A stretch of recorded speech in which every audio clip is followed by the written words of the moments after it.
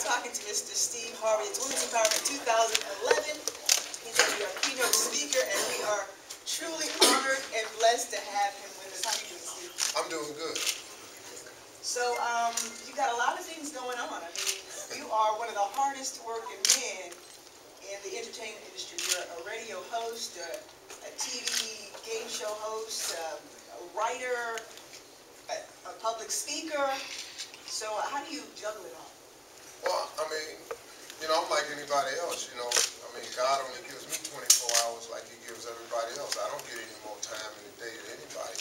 It's just that what I've learned to do is manage my time. I don't play a lot. I like to play hard, so I work hard.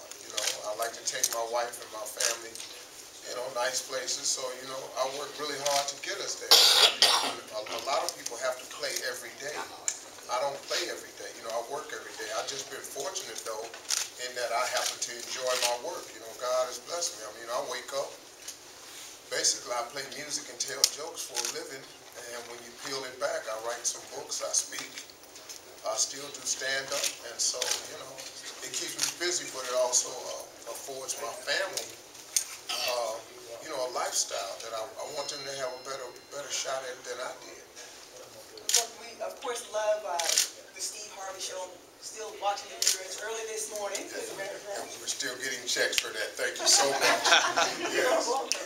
But look, you just went into another different direction with the Family Feud. And you have us in stitches with the Family Feud. Can you tell us a little bit about that together? Well, I mean, that gig came about really almost by accident.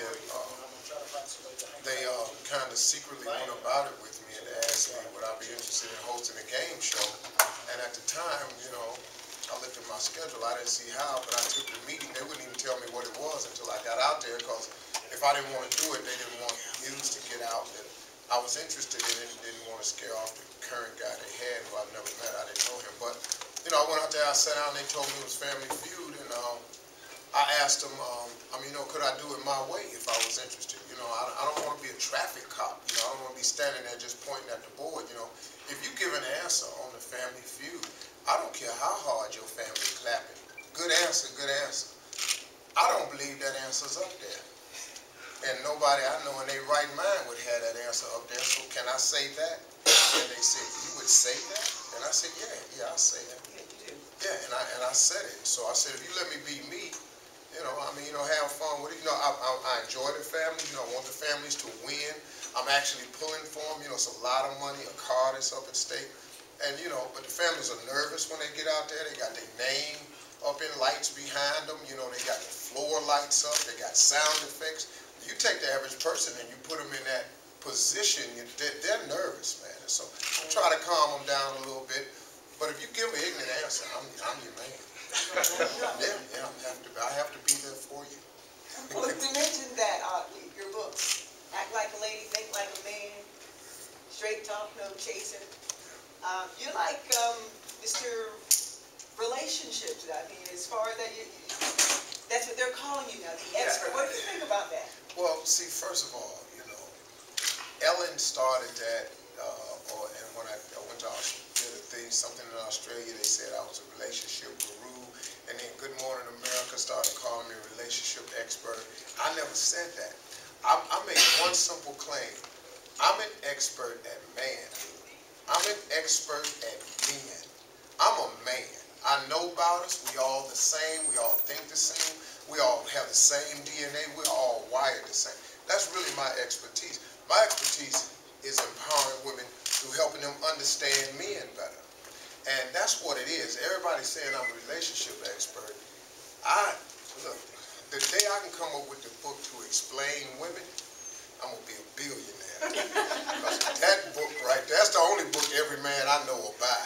Exactly. Yeah. Okay. Well, you're doing great at what you have, okay? And finally, one last question. You have a new tour that's going on. I believe today is the first day. You and Kurt Franklin. Yeah, tonight, and I was telling you at the podium earlier, I've never, ever in my entire career taken a gig the day of my nightly performance, because my nightly performance has been my bread and butter for 26 years, It's what I do. it feeds my family when nothing else does. And so I've never ever taken any type of offer or anything. But when this opportunity came along to speak at the Women's Empowerment, I mean, it's become such a part of my new makeup as a person. You know, I've always been respectful of women, but, you know, I took it. And then tonight at 8 o'clock at the Phillips Arena in Atlanta, Georgia, we just sold a bunch of tickets, me and Kirk Franklin. And I mean, it's a new venture for me. Me and Kirk talk about it, you know. It's like the first time a person that's doing as well as he is in comedy has hooked up with a person that's doing as well as they are in the gospel field. You know, as comedians open for gospel artists and stuff, but I mean, you know, we're both pretty successful at it. And then I have what you would call a checkered past.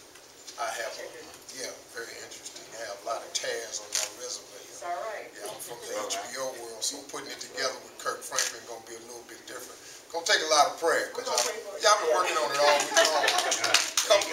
Couple of misfires this week, because I'm in the process, you know.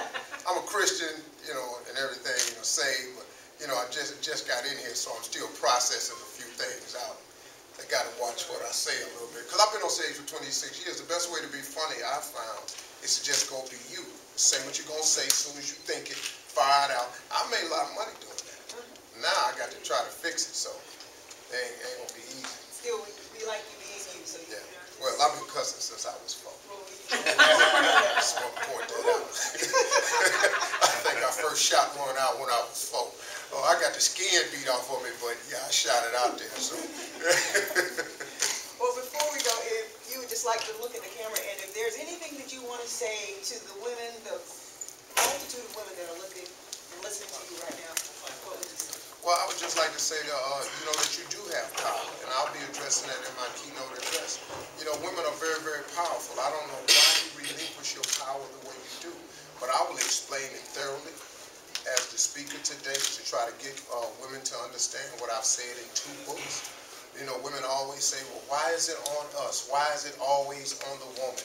Why don't you get a man to write a book for men? First of all, men don't read books. And secondly, it is on you. I'm sorry.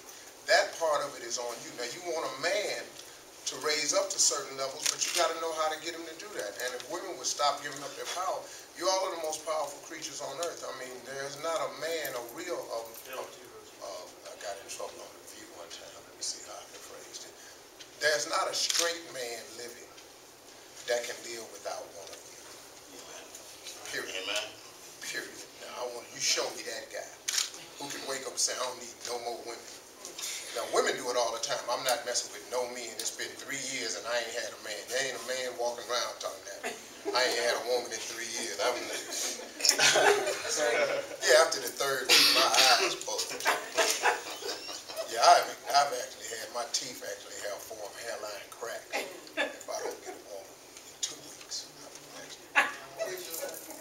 I can't receive it. I was sick one time. That's the only way it happened. As soon as I felt better. Okay. Okay. We're gonna. I went right to the house. It was going and cracking. Hey, Mr. Steve Sorry Harvey, about that, Pastor. for coming out. You know, speaking for Women's Empowerment 2011. We're gonna see him on the main stage. Thank you, Steve. You didn't know what to do with that, did you? You're talking. Boy, you got uncomfortable. It's all right, though. My hand's sweating a little bit, too.